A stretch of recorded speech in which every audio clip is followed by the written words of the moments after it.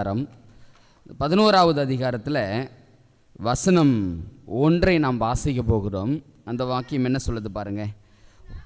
உன் ஆகாரத்தை தண்ணீர்கள் மேல் போடு, அநேக நாட்களுக்கு பின்பு அதன் பலனை காண்பாய். இந்த வேத வாக்கியம் என்ன சொல்கிறது அப்படின்னா, உன் ஆகாரத்தை தண்ணீர் மேல் போடு, அநேக நாட்களுக்கு பின்பு அதனுடைய பலனை காண்பாய். இந்த வேத வாக்கியத்தை ஒரு சகோதரி படித்திருக்கிறாங்க. படிச்சுட்டு நீண்ட நாட்களாக பைபிள் சொல்லிச்சுன்னா அது நிச்சயம் நடக்கும் அப்படின்னு சொல்லி தண்ணீரில் போய் ஆகாரத்தை போட்டுக்கிட்டே இருந்திருக்கிறாங்க. போட்டுக்கிட்டே இருந்துட்டு இடையில் என்கிட்ட கேட்டாங்க, பாஸ்டர் எனக்கு ஒரு சந்தேகம் இருக்குது, சொல்ல முடியுங்களா அப்படின்னு கேட்டாங்க. சொல்லுங்கள் சிஸ்டர், என்னாச்சு அப்படின்னும் போது அவங்க சொன்னாங்க, இந்த மாதிரி பிரசங்கி 11வது அதிகாரத்தை வாசித்தேன், அதில் முதல் வசனம் இப்படி சொல்லிச்சு. என்ன சொல்லுது அப்படின்னா, உன் ஆகாரத்தை தண்ணீர் மேல் போடு, அது அநேக நாட்களுக்கு பின்பு பலனை கொடுக்கும் அப்படின்னு சொன்னாங்க. நானும் இந்த வசனத்தை படித்ததுலேருந்து ஆகாரத்தை வேஸ்ட் பண்ணுறது கிடையாது, தண்ணீரில் கொண்டு போய் போட்டுக்கிட்டே இருக்கிறேன் பாருங்க. ஆனால் எனக்கு ஒரு பலனுமே கிடைக்கல பாஸ்டர் அப்படின்னு சொன்னாங்க. நான் அவங்கக்கிட்ட கேட்டேன், எந்த தண்ணீரில் போட்டிங்க அப்படின்னு கேட்டேன். என்னுடைய வீட்டு பக்கத்தில் ஒரு ஆறு ஒன்று போய்கிட்டு இருக்குது, சேனல் ஒன்று போகுது, அந்த சேனலில் தான் நான் போட்டுக்கிட்டே இருக்கிறேன் அப்படின்னு சொன்னாங்க. அப்போ அவங்க தெரியாமல் அந்த வார்த்தையை கேட்டாங்க, இதுக்கு என்னதான் பாஸ்டர் அர்த்தம்? ஆகாரத்தை தண்ணீர் மேல் போடு அப்படின்னு சொல்லியிருக்கிறாங்களே, அப்போ அதுக்கான அர்த்தம் தான் என்ன அப்படின்னு சொல்லி அவங்க என்னிடத்தில் இந்த கேள்வியை முன்பதாகவே கேட்டிருந்தாங்க. நானும் இந்த வசனத்தை ஒட்டி சில சத்தியங்களை ஆயத்தம் செய்து வைத்திருந்த நாட்கள் உண்டு.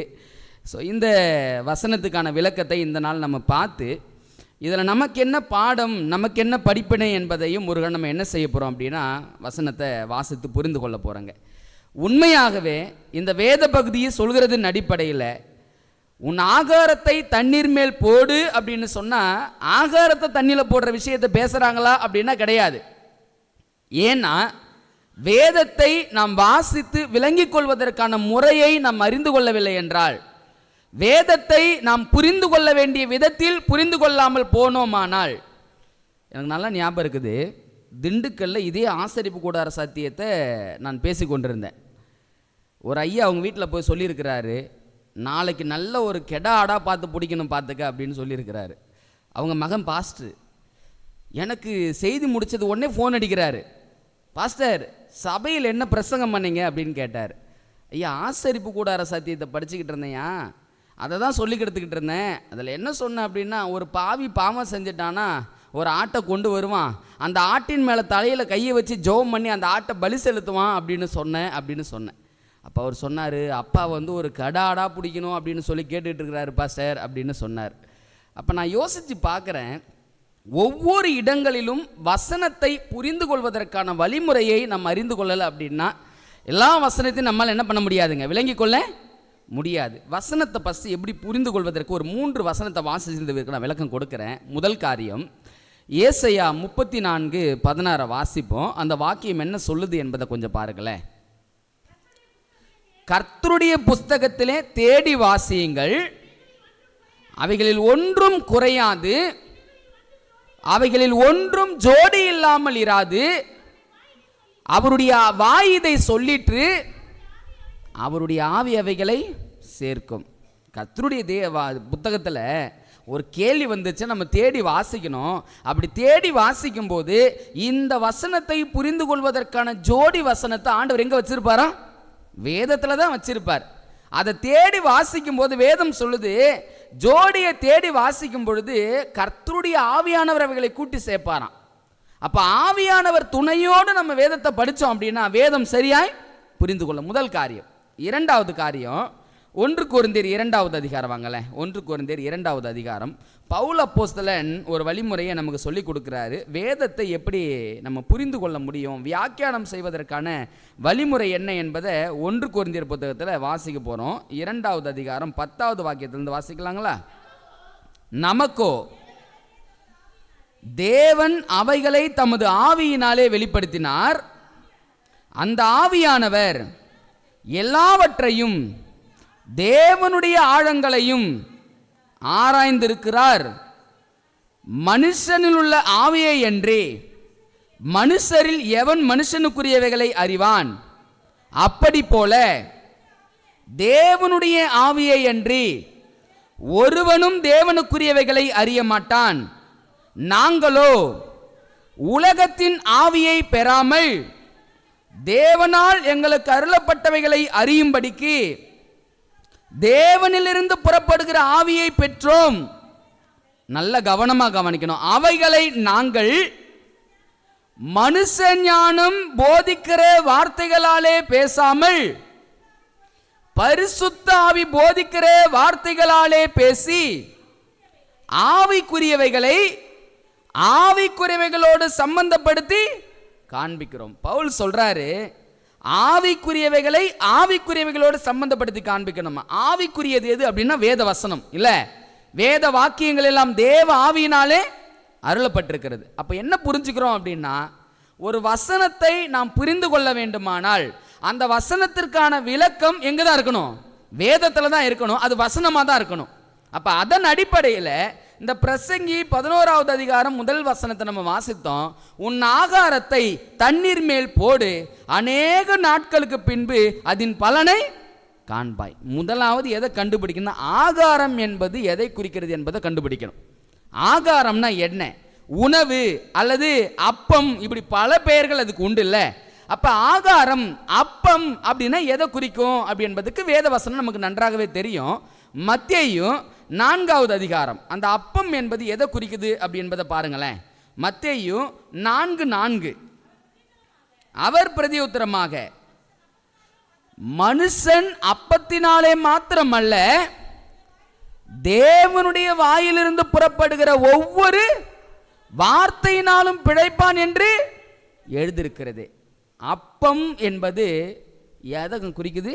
தேவனுடைய வார்த்தை அல்லது வசனம் அப்படின்னு சொல்ல முடியும். ஆசரிப்பு கூடாரத்தில் அதை தான் பார்க்குறோம். 12 அப்பங்கள் அந்த 6 செட்டு வச்சிருக்கிறாங்க இல்லைங்களா, அது தேவனுடைய வார்த்தையை ரெஃபர் பண்ணுறது தான். அப்போ என்ன புரிஞ்சுக்கிறோம் அப்படின்னா, ஆகாரம் என்பது தேவனுடைய வார்த்தை, அப்பம் என்பது தேவனுடைய வார்த்தை. அப்போ இந்த அப்பத்தை இந்த ஆகாரத்தை எங்கே கொண்டு போய் போட சொன்னாங்க? தண்ணீர்கள் மேல் போடு இல்ல. ரொம்ப கவனமாக கவனிக்கணும். ஆகாரம் என்பது தேவனுடைய வார்த்தை அல்லது வசனம் என்பதை புரிஞ்சுக்கிறோம். இப்ப தண்ணீர் என்பது எதை குறிக்குது அப்படின்னு தேடும் பொழுது வேத வசனம் தான் விளக்கம் சொல்லுது. கொஞ்சம் வாசிப்போம். வெளிப்படுத்தின விசேஷம் 17வது அதிகாரம் 15வது வாக்கியத்தை வாசிங்க. அங்க தண்ணீர் என்பது எதை குறிக்குதுன்னு பாருங்களேன்.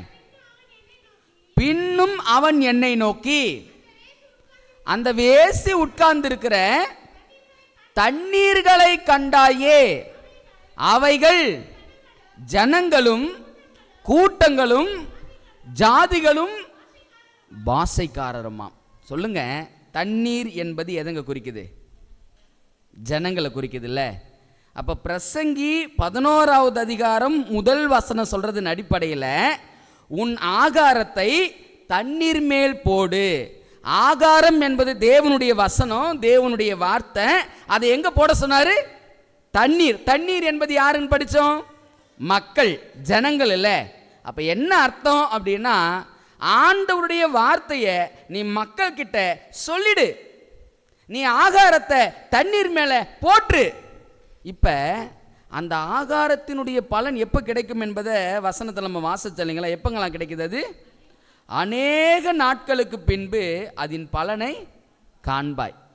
என்ன அர்த்தம் அப்படின்னா, ஒரு மனுஷங்கிட்ட சமயம் வாய்த்தாலும் வாய்க்காமல் போனாலும் திருவசனத்தை ஜாக்கிரதையாய் பிரசங்கம் பண்ணு. நமக்கு வாய்ப்பு கிடைக்கும் போது ஒரு மனுஷங்கிட்ட ஆண்டவரை பற்றியும் அவருடைய சத்திய வசனத்தையும் சொல்ல வேண்டிய பிரகாரம் நம்ம என்ன பண்ணிடணும்? சொல்லிடணும். ஐயோ நான் சொல்லிட்டேன், ஒரு காரியமும் இல்லை, ஒரு ரெஸ்பான்ஸும் இல்லை அப்படின்னு நம்ம யோசிக்க கூடாது. வேத வசனம் சொல்லுது, நீ ஆகாரத்தை தண்ணி மேல போட்டு பலனை உடனே எதிர்பார்க்காத, அநேக நாட்களுக்கு பின்பாக அதனுடைய பலனை நீ காண்பாய். எப்பொழுதுமே எனக்கு வேதாகமத்தில் இப்படி ஏதாவது சத்தியங்களை படித்தா, ஆண்டவரே நடைமுறை உதாரணத்துக்கு ஏதாவது நீங்கள் கட்டாயம் ஒரு நபரை வச்சுருப்பீங்க, அந்த நபர் யாராவது இருக்கிறாங்களா, இந்த மாதிரி தண்ணீர் மேலே ஆகாரத்தை போட்ட நபர் யாராவது வேதாகமத்தில் இருக்கிறாங்களா? அநேக நாட்களுக்கு பின்பு அதனுடைய பலனை அந்த நபர் கண்டாரா அப்படின்னு சொல்லி தேடி வாசிப்பது என்னுடைய வழக்கங்க. நானும் என்ன செய்தேன் அப்படின்னா, யாராவது இப்படி நபர் இருக்கிறாங்களா அப்படின்னு சொல்லி தேடி வாசிக்க ஆரம்பித்தேன். ஒரு நபர் என் கண்களுக்கு புலப்பட ஆரம்பித்தார். ஆவியானவர் ஒரு நபரை நேர்த்தியாக கொண்டு வந்து காட்டினார். அந்த நபரும் தண்ணீர்கள் மேலே ஆகாரத்தை போட்டார், பலனை கண்டார். அந்த நபர் யாருன்னு படிக்கலாங்களா? வாங்க கொஞ்சம் வேதாகமத்தை திருப்பி நம்ம படிப்போம். மார்க்குவின் புத்தகத்துக்கு வாங்களேன். மார்க்கு 5வது அதிகாரம். மார்க் 5வது அதிகாரம். இந்த 5வது அதிகாரத்தில் வசனம் 19 நம்ம வாசிக்க போகிறேன். நபர் யாருன்னு நீங்கள் தான் சொல்லணும். வாசிங்க சார். இயேசு அவனுக்கு உத்தரவு கொடாமல், நீ உன் இனத்தாரிடத்தில் உன் வீட்டிற்கு போய் கர்த்தர் உனக்கு இறங்கி உனக்கு செய்தவைகளை எல்லாம் அவர்களுக்கு அறிவி என்று சொன்னார். யாருங்க நபர்? பிசாசு லேகியோன் பிடித்திருந்த மனுஷன்ல. இந்த லேகியோன் பிசாசு பிடிச்சிருந்த மனுஷனை இயேசு கிறிஸ்து சொஸ்தமாக்குறார். அந்த லேகியோன் பிசாசு பிடிச்சிருந்த அந்த பிசாசுகள் எல்லாம் இந்த மனிதனை விட்டு புறப்பட்டு போயிடுச்சு. அதை பார்த்து அநேக ஜனங்கள் என்ன செய்தாங்க? நமக்கு நன்றாகவே தெரியும் இந்த சம்பவம். என்னங்க செய்தாங்க? இயேசுவை அப்படியே வரவேற்று, வாங்க எங்க ஊருக்குள்ள வாங்க, சந்தோஷமா இருங்க அப்படி சொன்னாங்களா? என்ன சொன்னாங்க? எங்கள் எல்லையை விட்டு நீங்க என்ன பண்ணிடணும்? போய்விடணும். அவரை அந்த ஊருடைய எல்லைக்குள்ள கூட அனுமதிக்கல. அந்த ஜனங்கள் எல்லாம் ஒன்றுபட்டு சொன்னாங்க, நீ இந்த இடத்தை விட்டு முதலாவது போய்விடு அப்படின்னு சொன்னாங்க. எந்த மக்கள் இயேசுவை வேண்டாம் என்று நிராகரித்தார்களோ, எந்த மக்கள் இயேசுவை வேண்டாம் என்று அவமதித்தார்களோ, அந்த மக்களே மீண்டும் இயேசுவை வரவேற்றார்கள் அப்படின்னு பைபிள் சொல்லுது. வசனத்தை வாசிக்கலாமா? லூக்கா புத்தகத்துக்கு வாங்க. லூக்காவின் புத்தகத்துக்கு வாங்க. ரொம்ப மிக முக்கியமான காரியம், ரொம்ப கவனத்தோடு கவனிக்க முடியாத பாருங்க. எங்க வாசிக்க போறோம் அப்படின்னா, அதே 8வது அதிகாரம், லூக்கா 8வது அதிகாரம் வசனம் 39 வாசிப்போம் வாங்களேன். இயேசு அவனை நோக்கி, நீ உன் வீட்டுக்கு திரும்பி போய் தேவன் உனக்கு செய்தவைகள் எல்லாம் அறிவி என்று சொல்லி அவனை அனுப்பிவிட்டார்.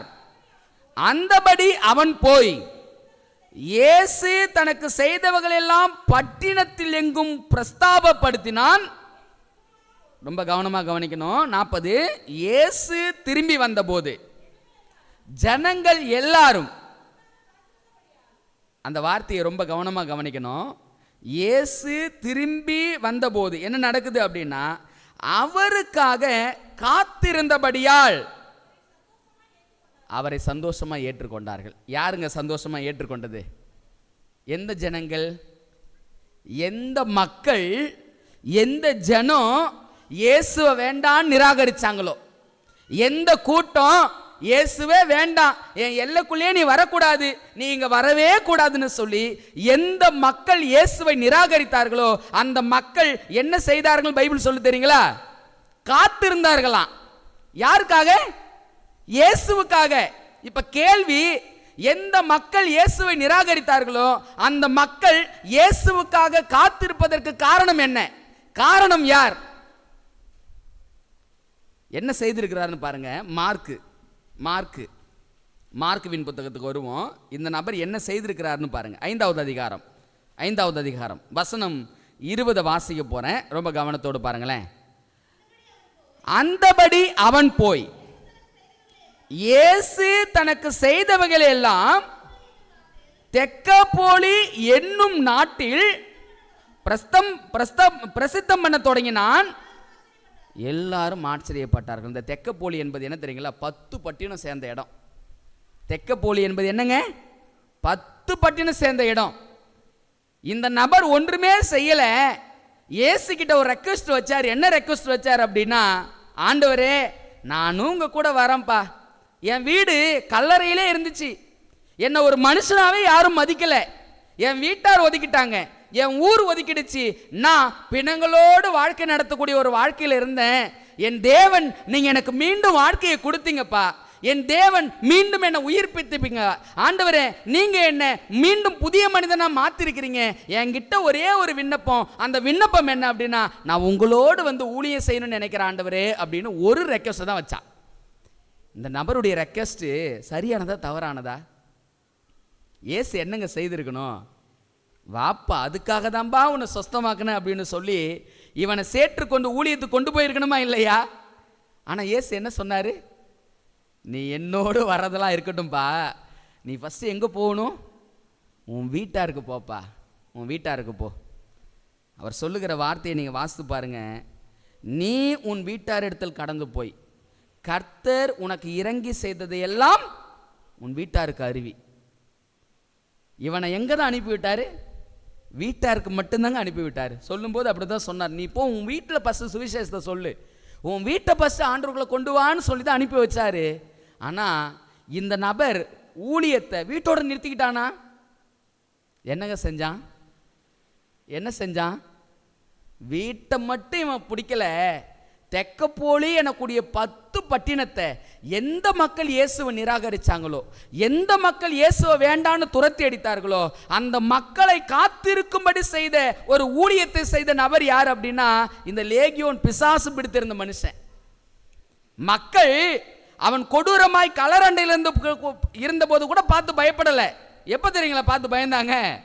இயேசுவின் பாதத்தில் இவன் நல்ல ஆடை அணிஞ்சுக்கிட்டு உட்காந்துருக்கிறான், மக்கள் எல்லாம் பார்த்து பயப்படுறாங்க. கிறிஸ்துவுக்கு அன்பானவர்களே, இந்த நபர் செய்த ஒரே ஒரு செயல் என்ன தெரியுங்களா? இயேசு அவனுக்கு என்ன செய்தாரோ, இயேசு அவருக்கு என்ன செய்தாரோ அந்த செயலை இயேசு நான் எப்படி இருந்தேன் பாருங்க, என் வாழ்க்கை எப்படி மாத்திருக்கிறாரு பாருங்கன்னு சொல்லி போய் தண்ணீர்கள் மேல ஆகாரத்தை போட்டாங்க. அவனுக்கு என்ன தெரியுமோ அதை தான் அவன் செய்தான். அவனுக்கு 2003 ராப்பகல் தெரியாது, ஆசரிப்பு கூடாரம் தெரியாது, மற்ற எந்த காரியமும் அவனுக்கு தெரியாது. அவனுக்கு தெரிஞ்சதெல்லாம் ஒன்றே ஒன்று தான். அந்த ஒரு காரியம் என்ன அப்படின்னா, என்னை சுத்தப்படுத்தின தெய்வம் உன்னையும் சுத்தப்படுத்துவார், என்னை சுகப்படுத்தின ஆண்டவர் உன்னையும் சுகப்படுத்துவார், எனக்கு சமாதானத்தை கொடுத்த ஆண்டவர் உனக்கும் சமாதானத்தை கொடுப்பார். நீ நம்பி வா என்ற ஒரே ஒரு அழைப்பை மாத்திரம் தான் யார் கொடுத்தது? இந்த மனுஷன் கொடுத்தான். யோசித்து பாருங்க. அந்த மக்கள் காத்து கொண்டிருக்கும் போது இயேசு யாரை பார்த்துருப்பார்? யாரை தேடி இருப்பார்?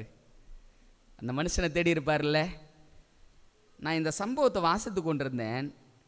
இது அப்படியே யாரை குறிக்கிறதா இருக்கிறது அப்படின்னா, எப்பா நீ லேகியோன் பிசாசு பிடிச்சிக்கிற மனுஷன்னு பேசிக்கிட்டு இருக்கிற, நான் அவனை பற்றிலாம் பேசலை, நான் யாரை பற்றி பேசிக்கிட்டு இருக்கிறேன்? உன்னை பற்றி பேசிக்கிட்டு இருக்கிறேன்பா நான் அப்படின்னாரு. என்ன ஆண்டவரே சொல்கிறீங்க?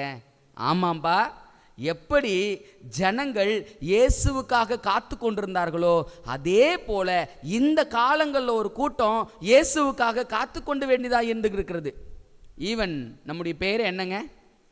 அட்வென்டிஸ்ட் அப்படின்னா என்ன அர்த்தம்? இயேசுவின் 2ஆம் வருகைக்காக காத்து கொண்டிருக்கிறவர்கள் அதானே.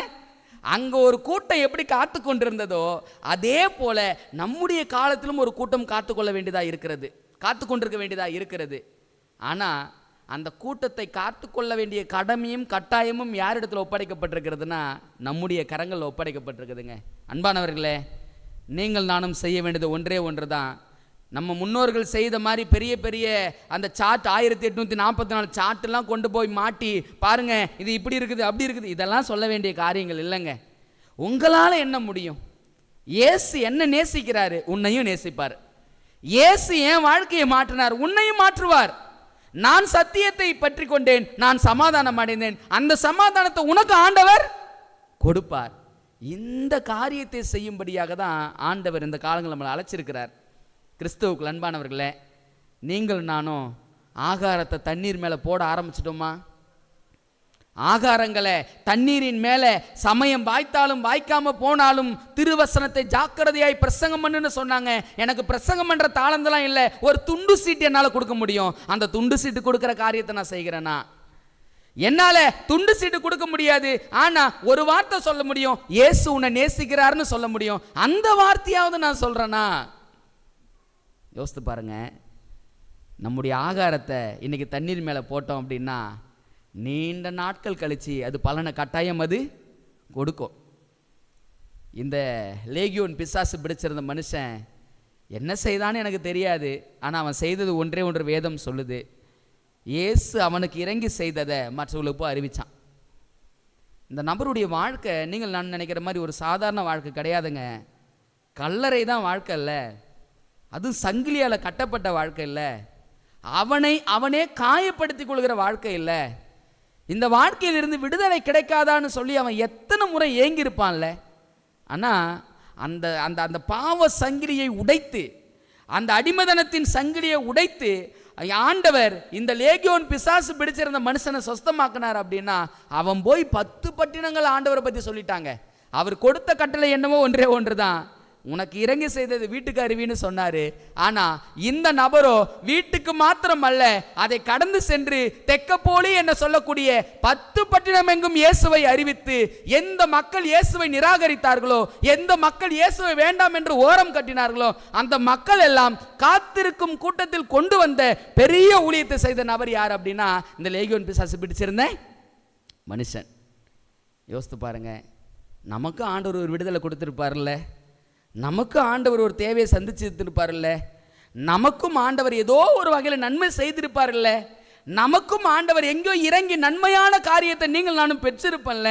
ஆனால் தேவனிடத்தில் நன்மையை பெற்ற நீங்கள் நானும் ஆகாரத்தை தண்ணீர் மேலே போட ஆரம்பிச்சிட்டோமா?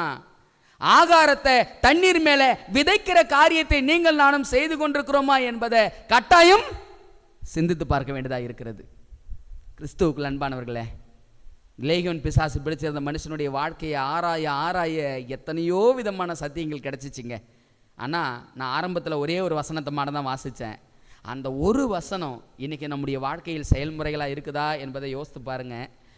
இன்றைக்கி மதியம் ஒரு பாஸ்டர்கிட்ட பேசிக்கிட்டு இருந்தேன். அந்த பாஸ்டர் ஒரு வார்த்தையை சொன்னாங்க. என்ன சொன்னாங்க அப்படின்னா, பாஸ்டர், ஒரு காரியத்தை நான் சிந்திச்சு பார்க்குறேன். ஒருவேளை இன்றைக்கி இருக்கிற இந்த ஜீவன் நாளைக்கு நிலையானதான்னு எனக்கு தெரியல பாஸ்டர். என் ஆசை, என் விருப்பம் எல்லாம் நான் அந்த பரலோக ராஜ்யத்துக்குள்ளே பிரவேசிக்கும் போது என் ஆண்டவர் ஒரு வார்த்தையை சொல்லணும். அந்த வார்த்தை என்ன அப்படின்னா, என் பிதாவினால் ஆசீர்வதிக்கப்பட்டவரே உள்ளே வாரும். அந்த வார்த்தை அவர் யாருக்காக சொல்வார் அப்படின்ற விஷயத்தை அவர் சொன்னார். மனுஷருக்கு முன்பாக என்னை அறிக்கை செய்கிறவனை என் பிதாவிற்கு முன்பதாக நான் அறிக்கை செய்வேன். மனுஷருக்கு முன்பதாக என்னை மறுதளிக்கிறவனை என் பிதாவிற்கு முன்பதாக நான் மறுதளிப்பேன். கிறிஸ்துவுக்குள் அன்பானவர்களே, இயேசுவை நம்ம மற்றவங்க முன்னாடி என்னவா வெளிப்படுத்தி காட்டுறோம் என்பதை யோசித்து பாருங்கள். இந்த காலம் தண்ணீரின் மீது ஆகாரத்தை போட வேண்டிய காலம். ஏதோ ஒரு ஸ்பெஷாலிட்டி ஆண்டவர் நம்முடைய கரங்களில் கொடுத்திருப்பார். ஏதோ ஒரு திறமை நிச்சயம் நம்மக்கிட்ட இருக்கும். ஒரு நபருக்கு பாடல் திறமை, ஒரு நபருக்கு பேசும் திறமை, ஒரு நபருக்கு அன்பு செலுத்துகிற திறமை, ஒரு நபருக்கு அரவணைக்கிற திறமை, ஒரு நபருக்கு எல்லா காரியங்களையும் செய்கிற திறமை, உதவி செய்கிற திறமை, ஒரு நபருக்கு விசுவாசம் வைக்கிற திறமை. இப்படியே பலவிதமான தாளந்துகள்னால ஆண்டவர் இந்த பூமியில் படைக்கப்பட்ட ஒவ்வொரு மனுஷனையும் படைச்சிருக்கிறார். யோசித்து பாருங்க, ஆண்டவரே என்கிட்ட கொடுத்த தாளந்துக்கு நான் ஆகாரத்தை தண்ணீர் மேலே போடுகிறவனா இருக்கிறேனாப்பா, என்கிட்ட ஒப்படைச்ச இந்த காரியத்துக்கு நான் பாத்திரம் உள்ளவனா இருக்கிறேனா என்பதை யோசித்து பாருங்க. ஏன் அப்படின்னா, இன்னைக்கு நம்முடைய கடமை ஒன்றே ஒன்று தான். நீங்கள் தண்ணீரின் மீது ஆகாரத்தை மட்டும் போடுங்க அப்படி என்பதுதான் ஆண்டவருடைய பாரம். சத்தியத்தை கொடுக்கறத கொடுங்க, ஆண்டவரை பற்றி சொல்றத சொல்லுங்க. பலன் இன்னைக்கு நீங்க எதிர்பார்க்காதீங்க. அநேக நாள் சென்ற பின்பதாக அந்த பலனை நீ காண்பாய். விதைக்க வேண்டிய காலம் ஒன்று கூடி விதைக்க வேண்டும் என்பதுதான் பரலோக தேவனுடைய பாரம். அப்படிப்பட்ட காரியத்தை நீங்கள் நானும் செய்யும் பொழுது நிச்சயமாக அந்த தெக்கப்போலி பட்டினத்தை ஆயத்தப்படுத்தின அந்த மனிதனை போல பல பட்டினங்களை, பல மக்களை ஆண்டுடைய சமூகத்தில் வழிநடத்தும்படியான வாய்ப்பையும் பாக்கியத்தையும் பரலோகத்தின் ஆண்டவர் நம் ஒவ்வொருவருக்கும் தந்தருவராக. ஆமேன். இந்த நல்ல ஆராதனையை முடிக்கும் வண்ணமாக நாம் யாவரும் முடிவு பாடலுக்குள்ளாய் நாம் கடந்து செல்வோம். முடிவு கீதமாக 325வது பாடல், தேவபிதா என்றன் மெய்ப்பனல்லோ சிறுமை தாட்சி அடைகிலேனே என்ற பாடலை முடிவு கீதமாக நாம் யாவரும் எழுந்து நின்று பாடுவோம்.